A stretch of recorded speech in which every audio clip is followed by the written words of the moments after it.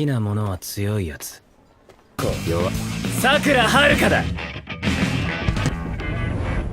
ヘドが出る。 Halo Bolo, kali ini Den Anime akan kembali melanjutkan cerita spoiler anime Wind Waker episode 37. Bila yang baru datang di channel ini, jangan lupa untuk tinggalin jejaknya. Oke, nggak usah banyak ini itu, langsung saja mulai ceritanya.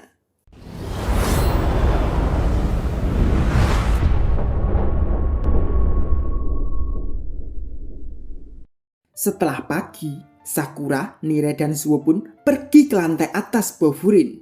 Sakura pun sampai heran karena sudah banyak sekali orang. Yaitu karena setelah Tezuba menghubungi Umemiya, Tezuba lalu memanggil semuanya. Nire pun lalu menarik kesimpulan karena semua 4 raja dan tangan kanan mereka berkumpul di satu tempat, yang berarti perkelahian kemarin itu lebih dari yang Nire kira. Dan tiba-tiba Umemiya datang dengan tingkah lucunya. Padahal seharusnya Umemiya datang lebih awal. Mungkin karena ketiduran dia. Umemiya lalu berjalan mendekat ke mereka dengan mengatakan terima kasih ke Sakura, Nire, dan Suo karena telah mau bergabung dengan mereka di pagi buta itu. Setelah duduk, Umemiya pun lalu mengajak untuk memulainya. Namun sebelum mulai, Umemiya juga membawakan sandwich ala Kotoha untuk sarapan mereka. Tak lupa kopi pun juga ada. Sakura pun sampai heran apa yang terjadi. Suo pun menganggap seperti piknik saja. Sugishita lalu membagikan gelas kopinya. Sugishita yang baru melihat Sakura pun sampai tercengang. Sampai-sampai gelas yang buat untuk Sakura aja diremas sampai penyok. Hingga Sakura pun kesal dong dengan Sugishita. Mereka berdua pun langsung ribut dan gaduh. Umemiya lalu menyuruh Sugishita untuk tidak merusak gelasnya. Gelas pun lalu dibetulkan oleh Sugishita. Namun masih saja tetap rusak. Dengan wajah Sakura yang kesal, namun Sugishita masih dengan wajah ngeledeknya. Tezuba pun lalu mengajak mulai rapatnya. Nire pun lalu mengatakan, Umemiya, apakah kau ingin kami menceritakan kejadian kemarin? Umemiya pun menjawab, tidak, karena Tezuba sudah menceritakan dan Kanji juga berterima kasih kepada kita juga. Dan kalian bertiga juga melakukan dengan baik. Tezuba pun juga berterima kasih dengan mereka bertiga. Suo pun menjawab, itu bukan apa-apa. Umemiya lalu menanyakan ke Sakura, Sakura, bagaimana rasanya bertemu dengan Endo? Dengan Sakura menjawab, dia hanyalah seorang bajingan. Umemiya pun lalu ketawa. Bajingan ya? Kudengar Endo tertarik denganmu. Itulah kenapa kupikir itu yang terbaik jika kau tahu lebih banyak soal Endo.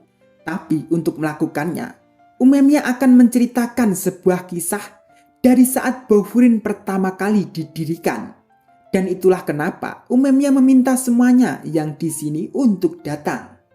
Nire pun lalu mengatakan, didirikan?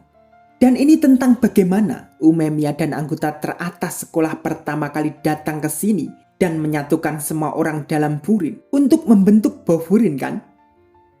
Umemiya menjawab, iya, itu intinya. Tapi yang ingin Umemiya bicarakan tentang apa yang ditinggalkan saat Bofurin pertama kali dibentuk. Ini tentang mereka yang tersisa dalam bayangan. Umemiya lalu menyuruh Nire untuk menceritakan yang Nire tahu tentang Bofurin. Nire pun lalu menceritakan. 2 tahun yang lalu pada tanggal 17 April, 5 siswa yang berbagi pandangan yang sama terdaftar di sekolah nakal yang terkenal, yaitu SMA Furin. Pada saat itu, Furin adalah sekolah yang saling memangsa, siswa yang membuat faksi dan berjuang untuk menjadi yang teratas. Lebih dari itu, para siswa juga bertarung dengan sekolah dan tim lain. Itu adalah lambang kekacauan. Tapi ketika 5 siswa itu masuk ke sekolah, mereka menantang faksi di Furin. Dan satu persatu mereka melumat setiap kelompok. Mereka menghajar Dan seperti ombak yang ganas, mereka menyapu jalan mereka ke puncak Furin. Tahun kedua, ya, tahun ketiga mudah sekali. Tidak ada yang sanggup menghentikannya. Mereka mengubah musuh yang dikalahkan menjadi sekutu. Dan mereka menyebarkan pengaruh mereka ke seluruh sekolah. Pertarungan yang pecah perlahan mulai menghilang. Setelah 1 tahun, mereka menciptakan keajaiban yang belum pernah terjadi sebelumnya dan menyatukan seluruh Furin. Lalu, murid yang membuat semua ini terjadi memutuskan untuk melindungi kota bersama-sama atas nama Bofurin. Itulah bagaimana yang terjadi di jilid tentang Bofurin ini. Semua mendengar cerita dari Nire pun pada senang dan Umemiya menganggap itu memang kasarannya yang terjadi. Sakura pun lalu menanyakan, bagian mana dari kisah itu yang menceritakan soal bayangan? Nire pun lalu menyaut, bayangan itu soal Edo kan? Umemiya menjawab, ya, itu juga termasuk. Umemiya lalu menyuruh Nire untuk menceritakan Endo. Seberapa yang Nire tahu tentang Endo? Nire pun lalu menceritakan, dia adalah legenda. Dia adalah murid pertama sama seperti Umemiya. Dia membentuk faksi pertarungan ganas. Dan dia tidak pernah kalah melawan murid tahun kedua dan ketiga. Tapi apa yang dilakukan berlawanan dengan kalian. Saat kalian berteman dengan lawan dan memperluas pengaruh kalian, dia tetap mementingkan tim yang tetap kecil dan kuat. Dan dia juga pergi keluar dan menghajar beberapa kelompok yang lainnya. Dan dengar-dengar setiap Endo dan timnya selesai bertarung, tempat itu menjadi tandus seperti daratan yang habis terbakar. Dan rumor ketika Edo memperhatikanmu, lalu kau akan mati. Dan karena dia begitu, dia dianggap tembok terakhir dalam menyatukan Furin. Tapi tetap saja, pahlawan akan mengalahkan legenda. Dan dengan demikian, akhirnya Furin bersatu. Tapi Endo tidak seperti yang lainnya. Dia tidak bersumpah setia pada Furin. Malahan, dia pergi.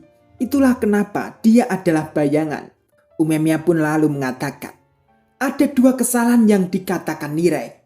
Yang pertama, dia dan kelompoknya bukanlah orang yang bergerak karena sakit hati. Yang bisa dibilang, kelihatannya Furin telah menarik perhatian Endo lagi. Dengan perkataan Endo kemarin ke Sakura itu loh Bre, tahu kan? Dan yang kedua, mereka tidak dikeluarkan dari Furin setelah kita menyatukan Furin. Merekalah yang mengabaikan Furin.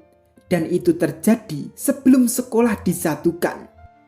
Oleh karena itu, Umemiya dan timnya belum pernah menang melawan mereka sebelumnya. Dah cerita sampai sini ya Bre. Lanjut nanti, oke? Terima kasih.